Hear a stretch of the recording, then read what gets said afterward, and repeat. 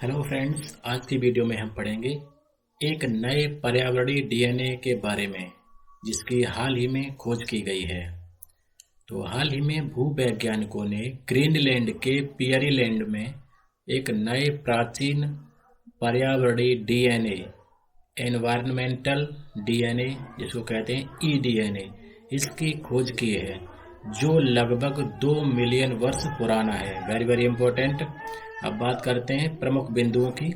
तो इस खोज से पृथ्वी के सर्वाधिक प्राचीन पारिस्थितिकी तंत्र का पता चला है। इसने अब तक के खोजे गए सबसे पुराने डीएनए के रिकॉर्ड को तोड़ दिया है, जो साइबेरियन मैमथ की हड्डी से प्राप्त 1 मिलियन वर्ष प्राचीन अनुक्रमित डीएनए से संबंधित है। इस डीएनए की खोज से ग्रीनलैंड में समृद्ध पौधों और जानवरों की उपस्थिति का पता चला है, जो वर्तमान में एक ध्रुवीय शीत मरुस्थल है। Very very important. तो ये दोनों पॉइंट बहुत इंपॉर्टेंट हैं। अब बात करते हैं पर्यावरणीय डीएनए की।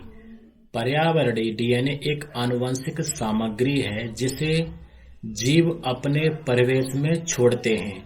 इन सामग्रियों में बाल, अपशिष्ट, थूक या सड़ने वाले शवों को शामिल किया जाता है।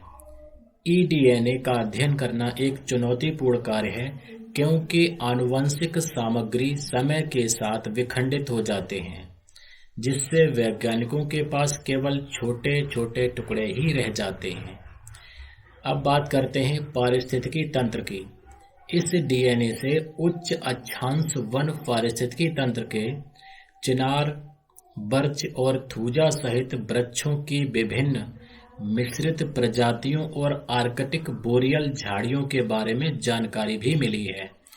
इस खोज में मास्टोडन, बारहसिंगा, कृंतकों और गीज सहित जानवरों के माइटोकॉन्ड्रियल डीएनए की उपस्थिति की भी पुष्टि हुई है।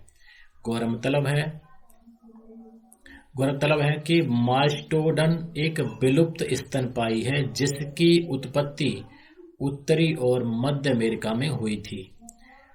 हासू, क्रैब और हरित शैवाल सहित समुद्री प्रजातियों की उपस्थिति वर्तमान की तुलना में गर्म जलवायु का समर्थन करती है। इसके अतिरिक्त इस खोज में एकल रीफ बिल्डिंग कोरल एवं कई आर्थ्रोपोड के डीएनए की भी पहचान की गई है। इस प्राचीन ईडीएनए में पाए गए पौधों की 102 प्रजातियों में से 39% अब ग्रीनलैंड में नहीं उगते हैं, लेकिन ये प्रजातियां वर्तमान में उत्तरी अमेरिका के बोरियल वनों और समुद्री जंगलों में पाए जाते हैं। चलिए इस खोज का महत्व क्या है इसके बारे में जानते हैं। हालिया शोधों से पता चला है कि यह क्षेत्र लाखों वर्षों पूर्व तीव्र जलवायु परिवर्तन के दौर से गुजर रहा था, जिसने तापमान को बढ़ा दिया था। Very very important point. वर्तमान में ग्लोबल वार्मिंग की गति तीव्र होने के कारण जीवों और प्रजातियों के पास अनुकूलन का समय नहीं है। इसीलिए जलवायु परिवर्तन जैव विविधता और विश्व के लिए एक बड़ा खतरा बना हुआ है। जलवायु परिवर्तन में हस्तक्षेप करने के लिए इस प्राचीन डीएनए का उपयोग कर सकते हैं। यह संभव है कि जेनेटिक इंजीनियरिंग द्वारा 2 मिलियन वर्ष पहले के पौधों, वृक्षों एवं जीवों की नकल की जा सकती है जो बढ़ते तापमान वाले जलवायु में जीवित रहने में सक्षम होगी। तो ये था हमारा इस टॉपिक पर आज का वीडियो। ये इम्पोर्टेंट है, परीक्षा में आने लायक इसमें से क्वेश्चन बन सकते हैं। तो आज की वीडियो में इतना ही।